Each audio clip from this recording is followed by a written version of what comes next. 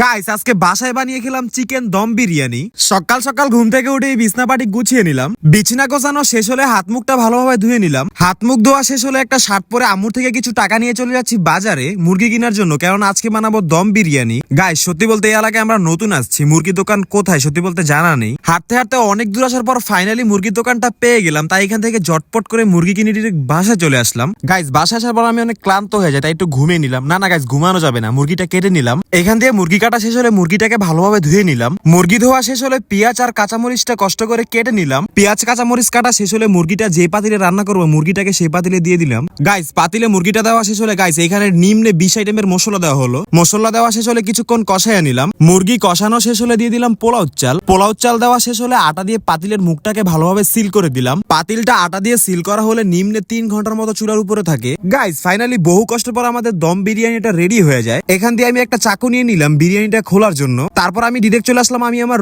রুমে এসে কষ্ট মষ্ট করে বিরিয়ানিটা খুললাম। গাইস বিরিয়ানি খোলা শেষ হলে এত সুন্দর একটা গ্রান ছুটে। তারপর আমি প্লেটে বিরিয়ানিটাকে বেড়ে নিলাম। সত্যি বলতে আলু আর মাংসটা অনেক নরম হয়েছে। গাইস তোমরা কি কখনো দম বিরিয়ানি খেয়েছো? প্লিজ কমেন্টে জানিয়ে যেও। বিরিয়ানিটা খেয়ে দেখলাম গাইস সত্যি বলতে এত মজা হয়েছে বলার বাহিরে। তো গাইস এখন আমি দম বিরিয়ানি খাই। তোমাদের কাছে যদি ভিডিওটা ভালো লেগে থাকে প্লিজ লাইক কমেন্ট সাবস্ক্রাইব করে দিও। দেখা হচ্ছে কালকের ভ্লগ ভিডিওতে। আল্লাহ হাফেজ।